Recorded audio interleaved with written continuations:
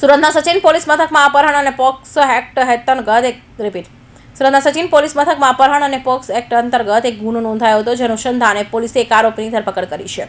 આરોપી લગ્નની લાલચે સગીરાને લઈ ગયો હતો અને બાદમાં શારીરિક સંબંધો બાંધ્યા હતા. આ અંગે એસપી ગોહિલે જણાવ્યું હતું કે સચિન પોલીસ મથકમાં એક અપહરણ અને પોક્સો એક્ટ હેઠળ ગુનો નોંધાયો હતો. ત્યાં 16 વર્ષની સગીરા 22 તારીખે કામ કરતી હતી. કારખાનામાં કોઈને કહ્યા વગર જતી રહી હતી. 23 તારીખે પરત આવી રહી હતી, પરંતુ ઘરે આવ્યા બાદ તે સુમસાન રહેતી હતી. તેની તબિયત પણ ખરાબ થઈ ગઈ હતી, જેથી દીકરીને પૂછપરછ કરતા જણાવ્યું હતું કે મારા કારખાનામાં છેલ્લા 3 મહિનાથી વાસિદ કુરેશી નામનો ઈસમ કામ કરતો હતો. ત્યારે તેની સાથે વાતચીત શરૂ કરી હતી. ત્યારે વાસિદે તેને લગ્નની લાલચ આપી ડાભેલ ગામ લઈ ગયો હતો. સગીરાને વાસિદે કુરેશી અને કાયદાના સંઘર્ષમાં આવેલા કિશોરને બાઇક ઉપર લઈ ગયા હતા અને ડાભેલ ગામ પાસે લઈ જઈ આરોપીના મિત્રના ઘરની બાજુમાં આવેલી ઓરડીમાં સગીરાને રાખી હતી. હાલના તબક્કામાં સગીરા સાથે દુષ્કર્મ થયું હોય તેવું કોઈ સામે આવ્યું નથી, પરંતુ પોલીસે વાસિદ કુરેશીની ધરપકડ કરી કાયદેસરની કાર્યવાહી હાથ ધરી છે. પોલીસ સ્ટેશનમાં એક કિડનેપિંગનો અને પોક્સો એક્ટ હેઠળનો એક ગુનો દાખલ થયેલો છે. આ ગુનાની ફરિયાદ જેમણે આપેલી છે એ ફરિયાદીની બહેન કે જે માઇનોર જે છે એની ઉંમર 16 વર્ષ અને ઉપર થોડાક મહિનાઓ થયેલા છે.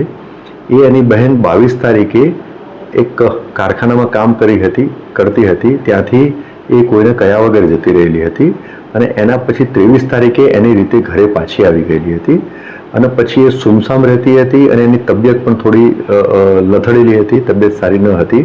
એટલે એને પ્રાથમિક પૂછપરછમાં આ જે દીકરી જે હતી, જે માઇનોર દીકરી, એણે એવું જણાવ્યું કે મારી મિત્રના ત્યાં, મારી ફ્રેન્ડના ત્યાં હું ગઈ હતી. તેના પછી એ સુમસામ રહેતી હતી, તબિયત હજુ લથડતી હતી, વ્યવસ્થિત ખાતી પણ ન હતી. એટલે ઊંડાણપૂર્વક આ કામના ફરિયાદી એટલે જે માઇનોર દીકરી જે છે એના ભાઈએ ઊંડાણપૂર્વક પૂછપરછ કરી. ત્યારે એને જણાવેલું કે એ જ્યારે કારખાનામાં કામ કરતી હતી ત્યારે આશરે 3 મહિનાના સમયગાળા દરમિયાન એક વાસિદ કુરેશી કરીને એક છોકરા સાથે એની ઓળખાણ થયેલી હતી અને આ વાસિદ કુરેશીએ એને લગ્ન આપવાની લાલચ આપી અને 22 તારીખે વાસિદ કુરેશી અને એની સાથે એક કાયદાના સંઘર્ષમાં આવેલ કિશોર, બંને જણા એને મોટરસાયકલ ઉપર ડાભેલ મુકામે લઈ ગયેલા હતા.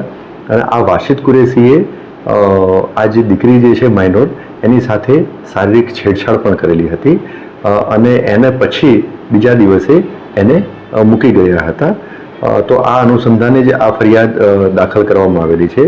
આ ગુનાની તપાસ દરમિયાન વાસિદ કુરેશી પણ મળી આવેલ છે અને એની સાથે સાથે કાયદાના સંઘર્ષમાં આવેલ કિશોર છે એ પણ મળી આવેલ છે. એને પોલીસે તાબામાં લઈ અને તપાસ હાથ ધરી છે. આ જે ગુનાનો જે આરોપી જે છે વાસિદ કુરેશી, એમાં એની ઉંમર પણ 18 વર્ષથી ઉપરની ઉંમર છે, મેજર છે અને આજ દિન સુધીની તપાસ દરમિયાન એના વિરુદ્ધમાં કોઈ ગુના જણાઈ આવેલા નથી. પણ હાલમાં તપાસ પ્રારંભિક તબક્કામાં છે. એમના ગામમાં જે તમે કીધું ત્યાં જ લઈ ઘટના સ્થળથી બીજી કોઈ જગ્યાએ એ બાળકી સાથે બંને દુષ્કર્મ છે એવું કોઈ ઘટના? ના, બાળકીને આ જે માઇનોર જે છે વિક્ટિમ, એને આ બંને જણ જે છે એ ડાભેલ ગામે લઈ ગયેલા હતા અને ડાભેલ ગામે આરોપીના મિત્ર જે કાયદાના સંઘર્ષમાં આવેલ કિશોર છે એના ઘરની બાજુમાં એક નાની ઓરડી હતી, ત્યાં દીકરીને રાખેલી હતી અને તપાસ દરમિયાન હાલના તબક્કે એની જોડે કોઈ દુષ્કર્મ કરેલું હોય એવું જણાયેલું નથી, પરંતુ આ માઇનોર સાથે શારીરિક છેડછાડ કરેલી છે વાસિદ કુરેશીએ અને લગ્ન કરવાની લાલચ પણ આપેલી હતી.